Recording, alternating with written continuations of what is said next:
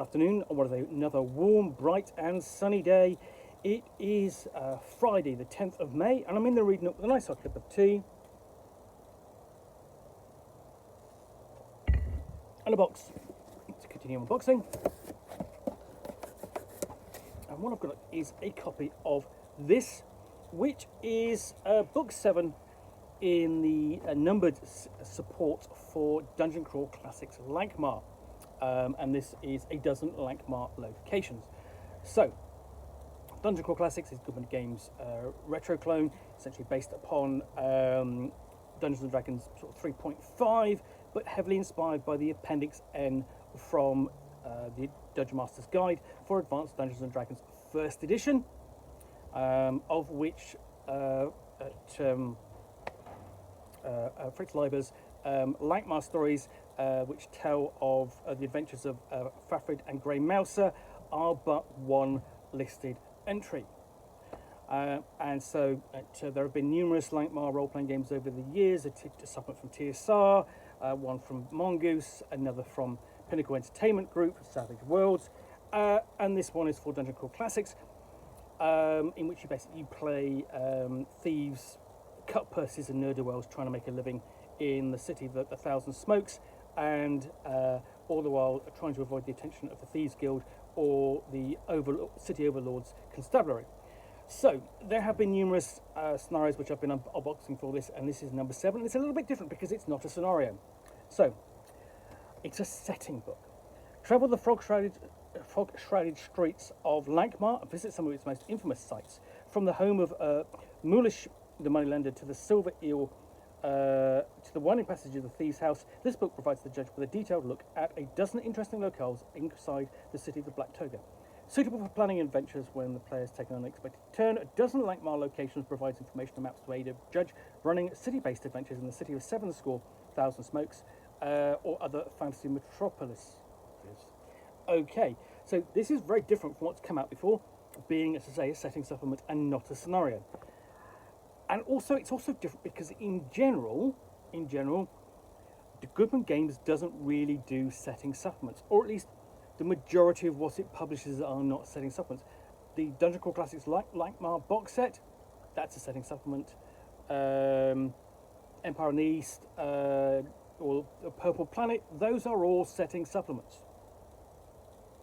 But then Dying Earth, but then it goes away and produces a lot of little scenarios for them, and that's the bulk of what it produces, along with general Dungeon Crawl Classic scenarios. So we open up and we've got the standard advert.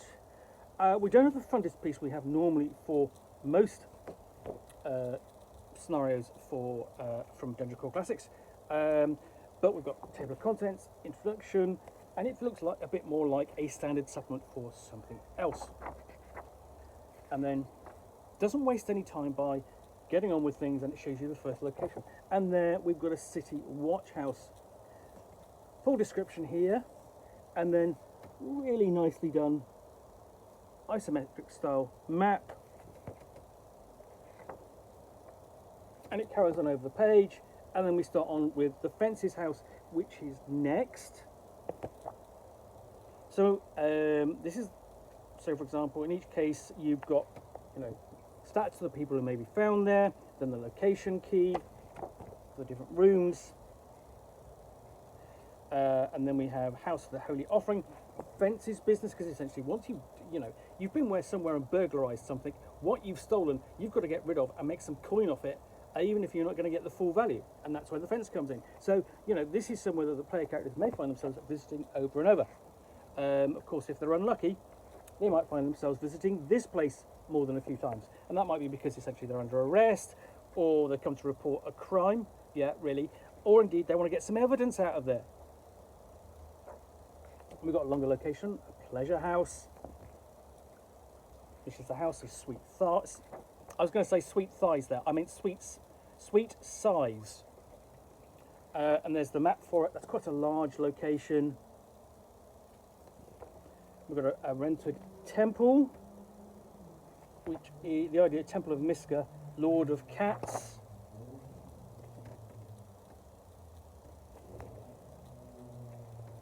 And then we even get to go to sea with a sailing ship.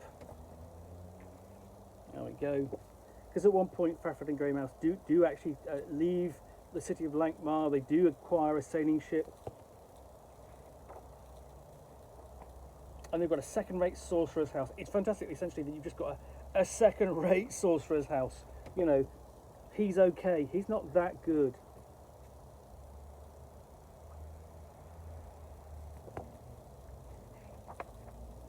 Thieves' house. I mean, there is an incredibly big thieves guild in Lankhmar. You know, they occupy an entire city block, and this just covers some of it. You know, you could do a whole supplement dedicated to just the Thieves Guild house in Lankhmar. And it's got to remember, of course, that the Thieves Guild in Lankhmar is really one of the inspirations for the Thief class in Dungeons and Dragons, as is the Thieves Guild house. And then we've got a shop with attached living quarters. So that might actually be somewhere where the player characters might actually live. And this is Miral's Herbanium, but essentially you've also got, you know, a guide there. Well, what alternate upper floors, and that's a nice idea because, okay, that allows the player character, the judge, to use the building over again, but make the upper floors different. You know, it might well be that the floors are put to another use later on in the campaign, or it's an entirely different building. You know, it might be a shop dedicated to something else. Then we've got the Silver Eel, which is an inn and surrounding locations, and this might be sort of like a drinking establishment where the player characters might hang out. But it's also where Fafhrd and Grey Mouser infamously hung out as well. So you've got signature locations in here as well as generic ones. And then we have a street market, you know, somewhere where the player characters might work, you know, and I don't mean, you know, work at the stores, although they might, but they might work to sort of like, you know, go around and sort of like put lean on the vendors for protection money or to get rumours, that sort of thing, pick a few pockets. And then we've got overview of the market and description of the different stores and what can be found there. Warehouses and rooming house, the Wary Sailor and Environs. There we go. So this might be somewhere that sort of like a player character might sleep when he is more transient. And lastly, we've got a wealthy villa, House of Morlish the Moneylender.